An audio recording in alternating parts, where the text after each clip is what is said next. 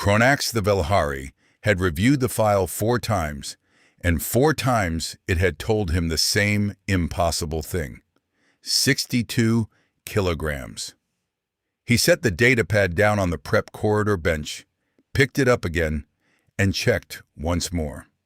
The number did not change.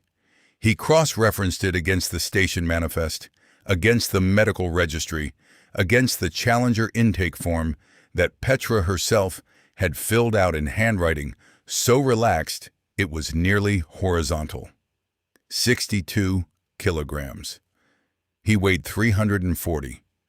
His mane currently lying flat and sleek against his shoulders in the amber light of the prep corridor was probably 12 kilograms on its own.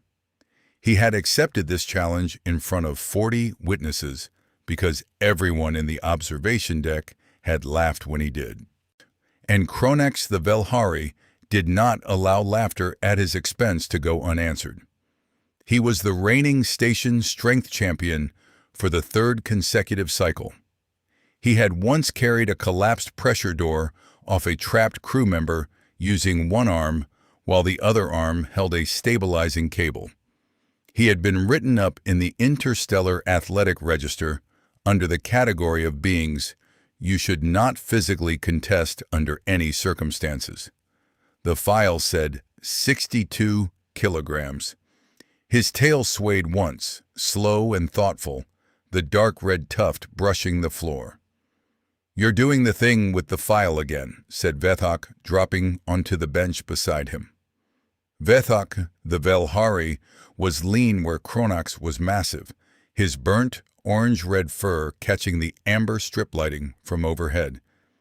His mane, thin and short, a subject never discussed between them, and somehow always present in the air between them regardless, lay flat against his skull in a way that suggested he was already embarrassed about something, and the conversation hadn't started yet. He had arrived at the prep corridor 12 minutes early, which Kronnax recognized as Vethok's version of urgency. "I'm reviewing relevant data," Kronnax said. "You've reviewed it 11 times. 4. I watched you from the doorway for a while before I came in." Vethok's tail curled loosely around his own ankle. "Kronnax, I need to tell you something, and I need you to actually hear it, not just wait for me to stop talking so you can disagree." Kronnax set the datapad down. "I'm listening." "She's from Earth." A beat of silence. The overhead pipe let out a slow metallic groan, which felt appropriate. "I know she's from Earth," Kronnax said. "It says so in the file." "Do you know what Earth is?" "A planet, moderate size, mostly water. They export the workers with the flat features." He made a vague gesture near his face. Vethok's mane shifted unevenly, one side rising slightly. His tail unwrapped from his ankle and rewrapped in the opposite direction, which was a thing he did when he was choosing words carefully. "It's a Deathworld, Kronnax. Gravity, 1.2 standard. Atmospheric pressure alone is manageable. The fauna tried to eat them for 4 million years. And they survived, which speaks well of the species. They won." Vethok's voice dropped. His mane pulled tight against his skull, which on him looked less like intimidation and more like a concerned citrus fruit. They didn't just survive it, they competed with it. They ran down prey on foot until the prey's hearts gave out. They liked doing it. Some of them still do it recreationally. He paused. "For fun, Kronnax, not for food, for the enjoyment." Kronnax picked up the datapad one more time. 62 kilograms. He tried to reconcile this number with what Vethok was saying and found the math would not cooperate. "She weighs 62 kilograms. Yes, I have seen the loading equipment on this station. 62 kilograms is what a fuel coupling weighs. Yes, I could carry 11 fuel couplings. Vethok said nothing. The small ridge above his left eye, a Vethok-specific quirk. One brow spine that lifted independently when he was attempting diplomacy, rose to its full height. Then he looked at Kronnax the way someone looks at a thing they have decided they cannot save, but feel obligated to try saving anyway, on principle, because they will need to live with themselves afterward. "I'll be fine," Kronnax said. Vethok's mane went completely flat. The proving floor was a large open space of scuffed metal and harsh white flood lamps, the kind of lighting designed to be functional and succeeding at being merciless.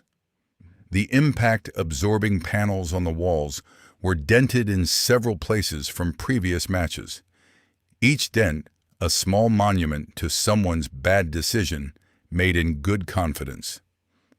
Vethok had pulled up the match formalities on his datapad and stood to the side of the floor near the wall, his tail moving in slow, unhappy sweeps, but his mane doing the thing where one side was slightly higher than the other for no reason he would acknowledge.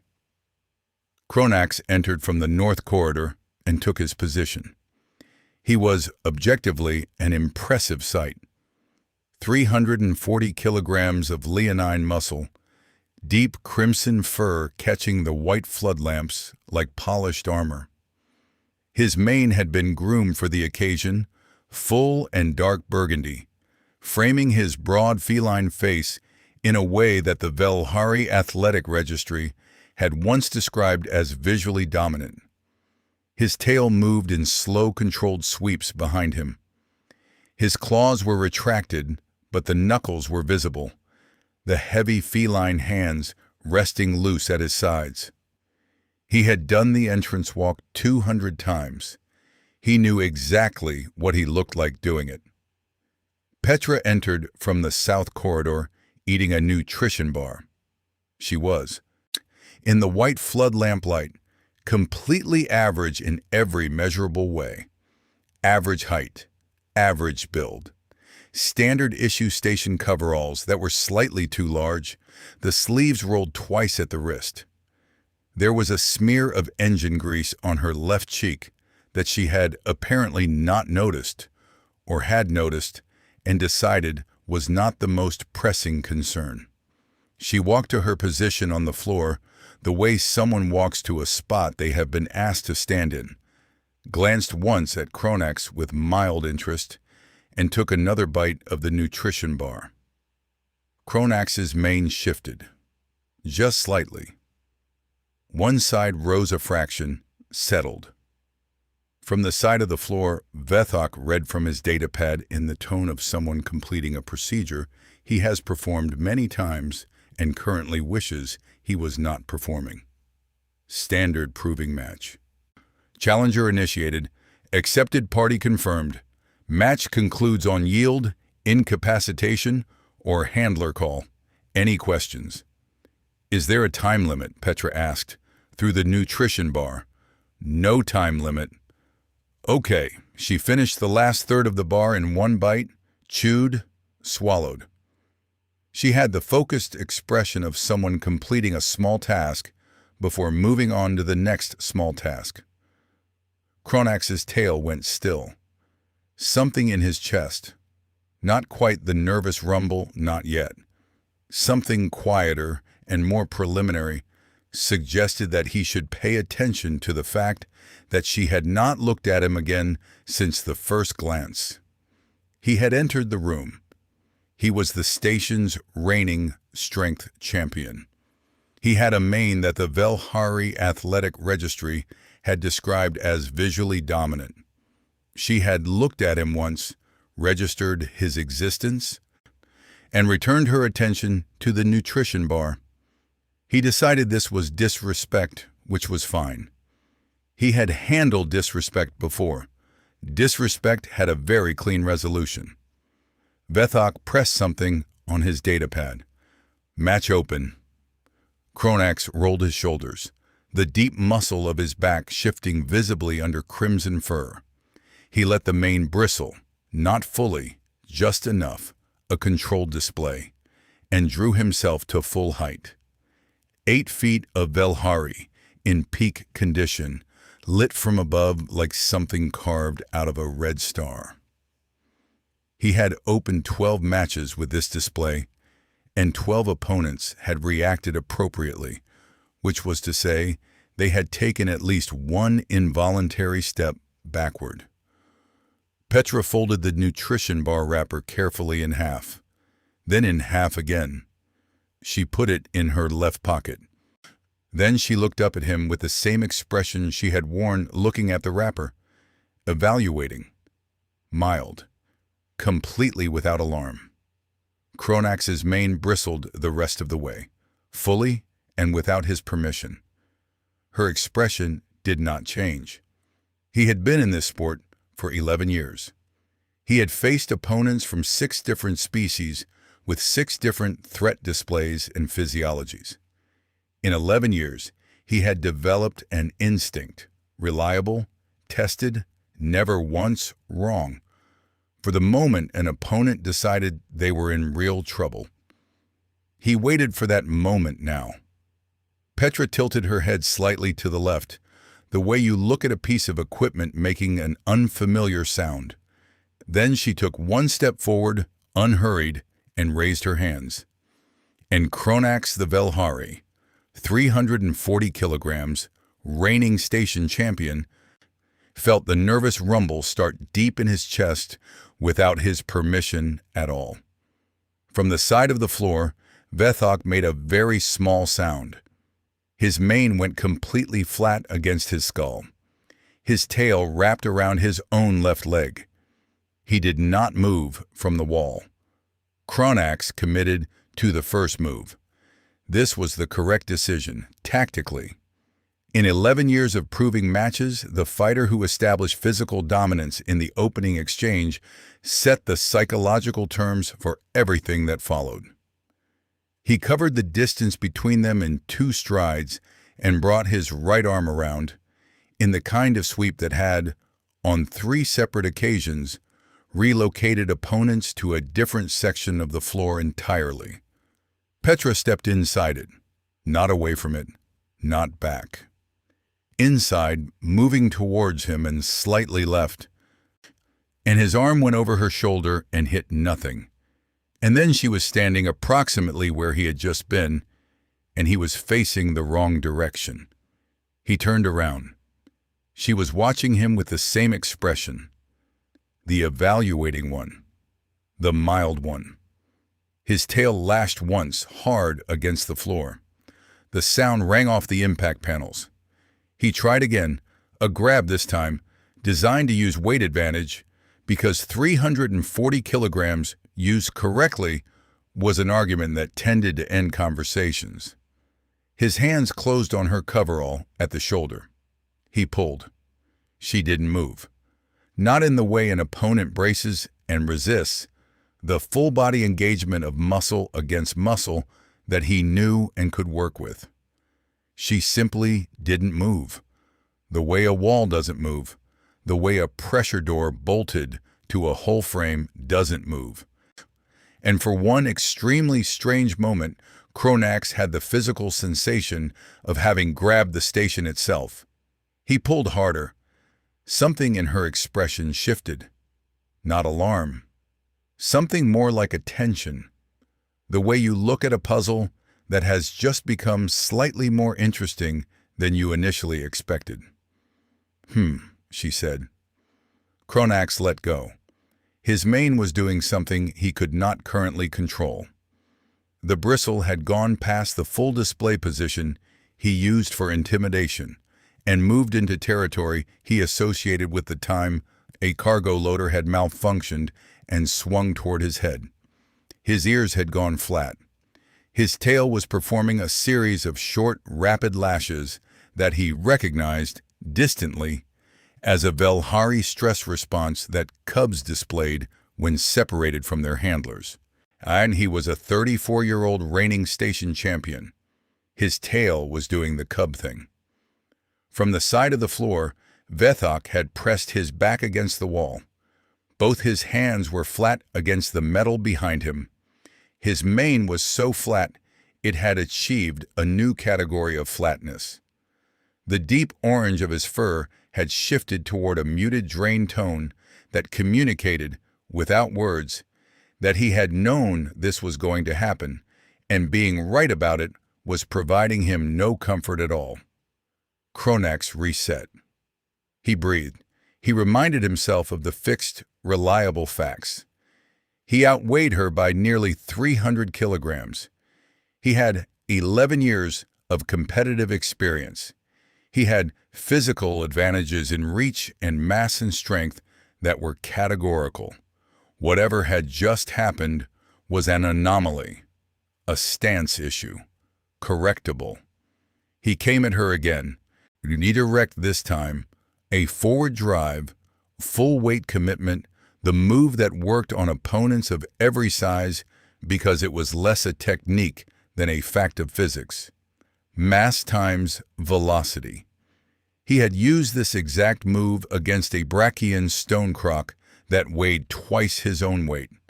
The stone croc had yielded in under 4 seconds.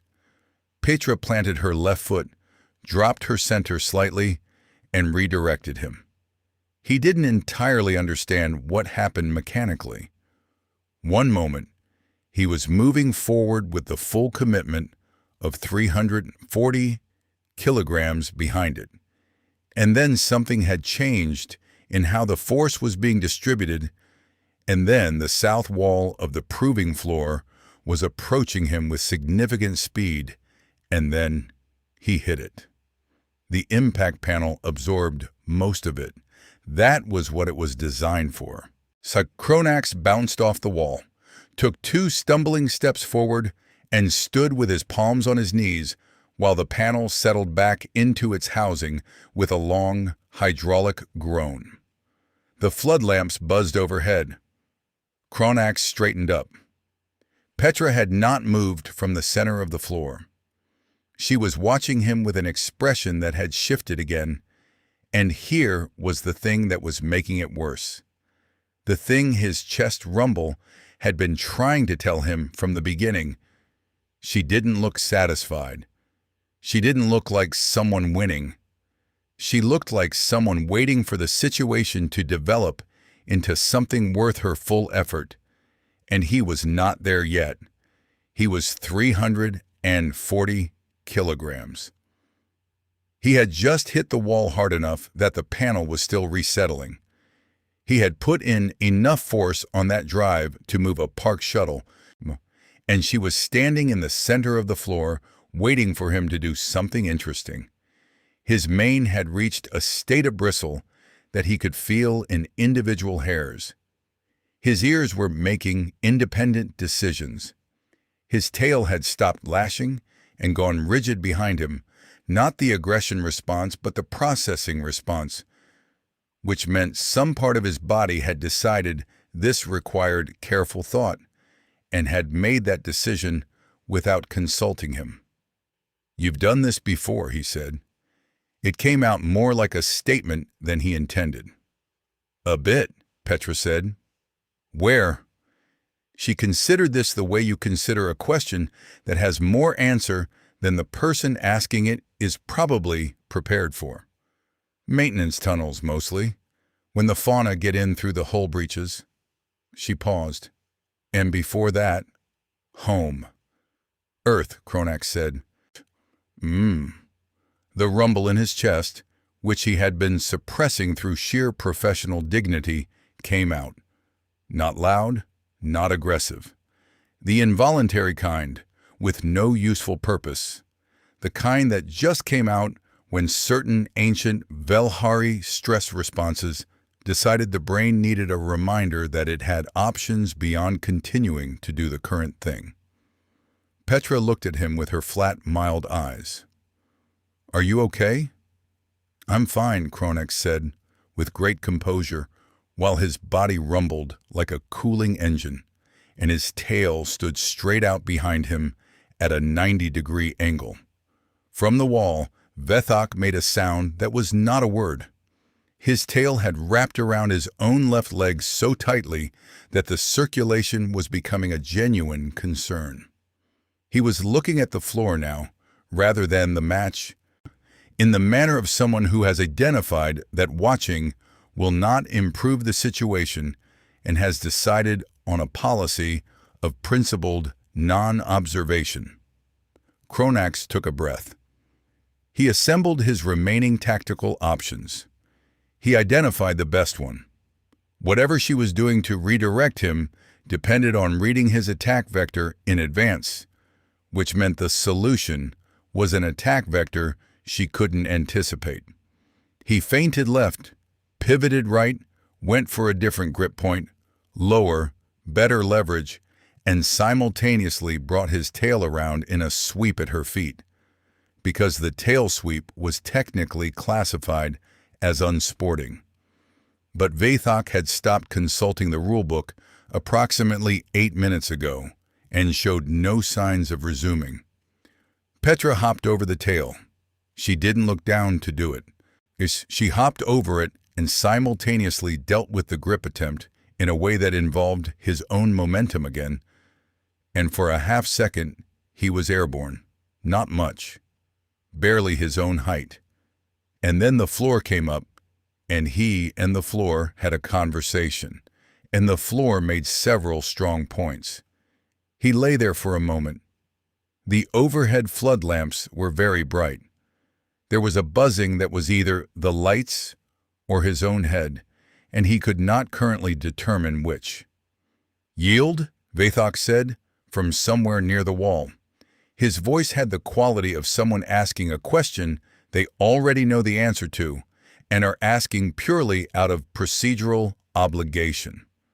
"No," Kronnax said, from the floor. He got up. This took longer than it should have, and his left knee made a sound he noted and set aside for later. He stood. Petra was watching him, and for the first time something had shifted in her expression. The mildness was still there. The evaluation was still there. But something else had joined them. Not respect, exactly. Something quieter and more serious. She looked at him the way Vethok had looked at him in the prep corridor, like someone who had assessed the situation, reached a conclusion, and was deciding how to be decent about it.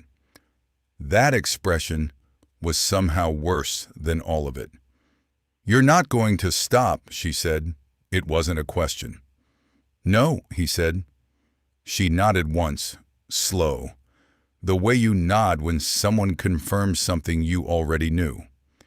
Then her weight shifted, barely perceptible, and something in her posture changed. The waiting held-back quality of it loosened, just slightly, like a cable going from slack to taut. Natsni, Kronnax's mane exploded outward.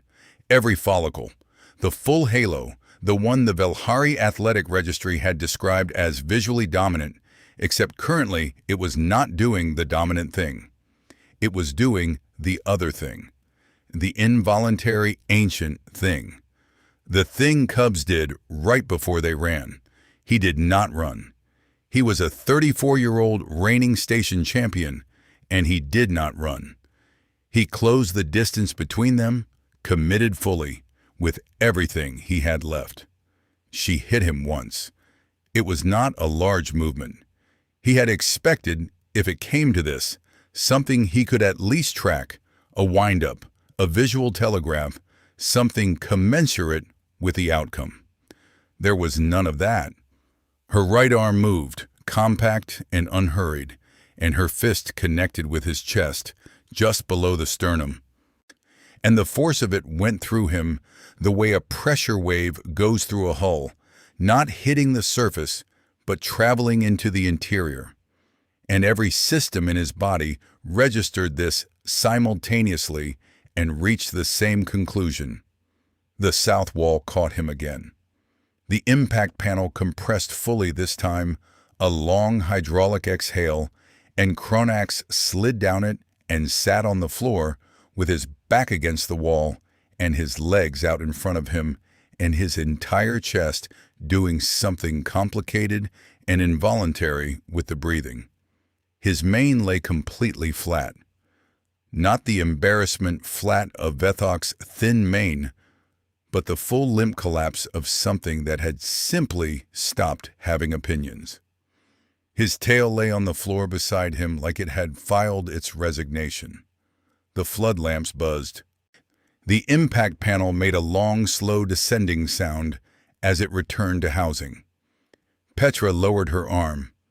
Her expression had returned to the mild, evaluating setting, and she looked at him on the floor with the engine grease smear still on her cheek and the coverall sleeves still rolled twice at the wrist, and said, "You all right?" "Define all right," Kronnax said. His voice came out completely level, which surprised him, given that his ribcage was currently performing what felt like a percussion piece. From near the wall, Vethok pressed both hands flat against the metal behind him, looked at the ceiling, and said nothing. His mane was so flat against his skull, it had ceased to function as a visual feature. His tail had unwrapped from his leg and simply hung, motionless, like punctuation at the end of a sentence that had gone on too long.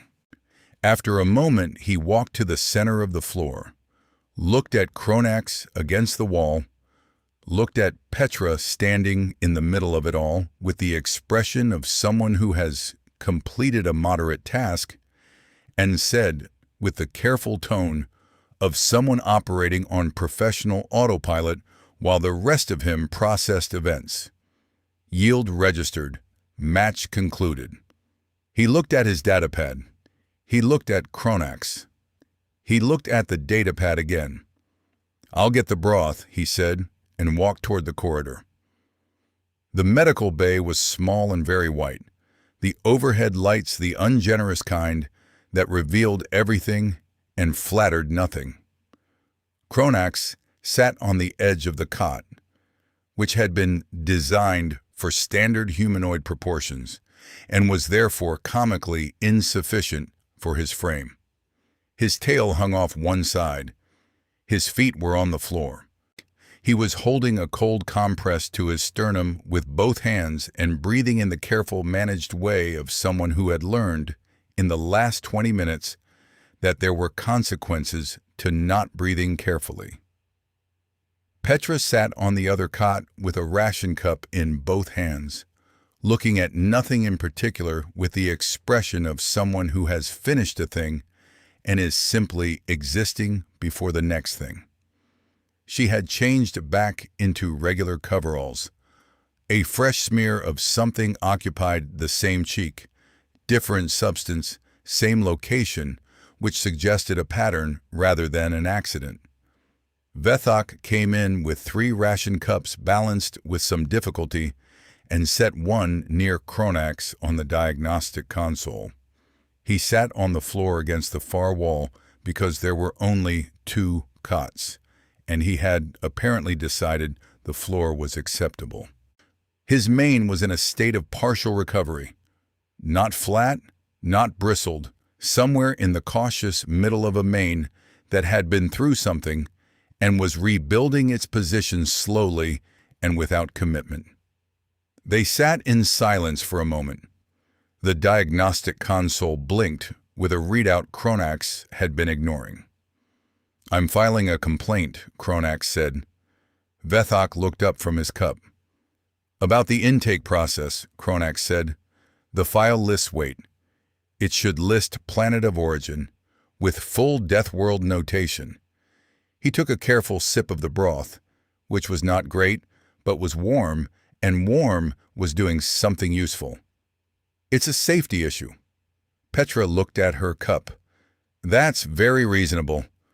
I'm a reasonable person. You got up 4 times after hitting the wall. I'm a determined, reasonable person."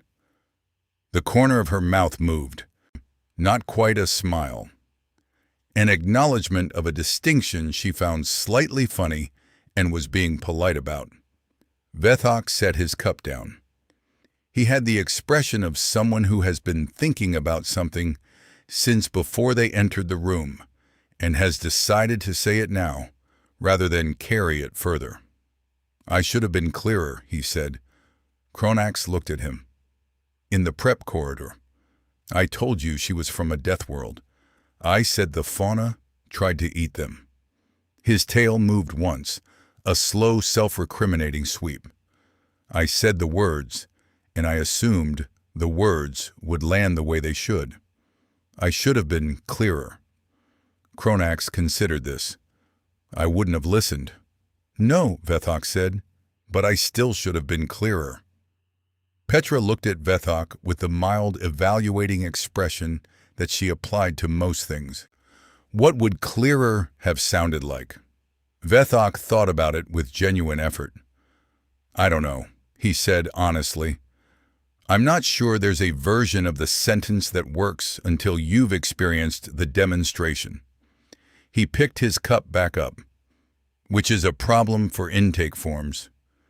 "That's why I'm filing the complaint," Kronnax said. "The complaint is a good idea," Vethok said, in the tone of someone who has decided to agree with things for a while. Kronnax set down the compress. His mane had reached a settled neutral position, the resting middle that meant his body had finished processing the event and moved into simply existing with the information. "The maintenance tunnels," he said to Petra. "When the fauna get in." "What kind of fauna?" Petra thought about it with the unhurried expression she brought to most questions. "Yeah, depends on the station. Here it's mostly crawler eels. They come through the microfractures in Section 7. She took a sip of broth. "Before this posting, it was gravhounds. Those are faster, but they're less patient." She paused. "Patience is the hard one." "The fauna on your planet," Kronnax said. "Were they patient?" "Some of them." "Were you more patient than the patient ones?" She considered this seriously, which was, he had come to understand, the only way she considered anything. "Eventually," she said. The diagnostic console blinked. The overhead lights were very white and very thorough. Vethok was reading something on his datapad with an expression that had gone progressively more complicated over the last several minutes. Nayuan, the brow spine above his left eye rising by degrees in the way it did when he was processing something he had not expected to process. "What are you reading?" Kronnax said. "The xenobiology briefing," Vethok said, without looking up. "There's a chapter." He scrolled. He stopped scrolling. He scrolled back. "There's a chapter," he said again, differently. "What chapter?" 9. Vethok looked up. His mane had gone flat in a new way. Not the stress flat, not the embarrassment flat, but the flat of someone who has just understood something, and the understanding has temporarily suspended all other operations. He looked at Petra. He looked at Kronnax. He looked at Petra again. Chapter 9 is about Deathworld species, specifically, in close contact situations. He set the datapad on his knee. "It's very thorough." "Did you read it before today?" Kronnax said. A pause. "No," Vethok said. "Did I read it before today?" "No." "Is it in the standard briefing packet that we both received before beginning station assignment?" Vethok's mane went completely flat. "Yes," he said. The medical bay was quiet. The console blinked. Somewhere in the ventilation above them, something made a soft sound, like air moving through a space it only barely fit through. "I'll attach Chapter 9 to the complaint," Kronnax said, in the subject line. "That's a good idea," Vethok said. "I know." Vethok read for another moment. Something in his expression shifted. The processing flat of the mane began to change, not toward bristle, not toward embarrassment, but toward something smaller and more private. He set the datapad face down on the floor beside him. He picked up his ration cup and looked at it and did not drink from it. "What?" Kronnax said. "Chapter 9 has a section," Vethok said carefully, "about physical contact. Social, physical contact. How Deathworld humans process it differently. How what reads as aggression in standard humanoid interaction often reads as something else entirely to them." He stopped. He started again. "I'm thinking about how many times I've put a hand on a human colleague's shoulder to make a point," he said, "and whether any of those people looked at me the way Petra looked at you before she—" He stopped again. Petra looked at him with her mild, evaluating eyes. "You probably would have noticed," she said. Which was either reassuring or not, and the difference depended entirely on what Vethok decided it meant. Vethok decided it meant reassuring because he needed it to. His main recovered one increment. "Probably," he said. "Read the rest of Chapter 9, Kronnax said. "I'm going to read it twice," Vethok said. Kronnax filed the complaint the next morning. It was 4 pages long. Chapter 9 was attached as a mandatory appendix. The subject line read, "Deathworld Notation. Intake forms. Urgent. Please read Chapter 9. Station administration acknowledged receipt, thanked him for his thoroughness, and told him it would be reviewed within 6 to 8 standard weeks. He printed a physical copy and put it on Vethok's desk. Vethok found it, read Chapter 9 again, and sat in his chair for a very long time with his mane completely flat and his tail wrapped around his own leg, and thought about the subject line, which he felt was perhaps the most efficient description of the entire situation he had encountered. He wrote "See also," Chapter 9, on a piece of station stationery and put it on Kronnax's desk in return, because it seemed like the right thing to do, and also because he had been alone with the information long enough that sharing it felt like a necessary function. Kronnax found it. He read it. He put it in his desk drawer, which contained now 2 things: the cold compress from the medical bay, which he had kept for reasons he had not examined, and the small folded square of stationery with 4 words on it that were, in their way, the most accurate summary of the last 48 hours he could imagine. He opened the drawer once more, looked at both items, and closed it. Down the corridor, in the station maintenance section, Petra was in Tunnel 7, dealing with a crawler eel that had come through the microfracture in Section 7C, handling it with the efficient, unhurried calm of someone completing a moderate task on a Tuesday, engine grease on her left cheek, coverall sleeves rolled twice at the wrist. She had eaten a nutrition bar before she went in. She had not been nervous about it. That was, in the end, the entire story.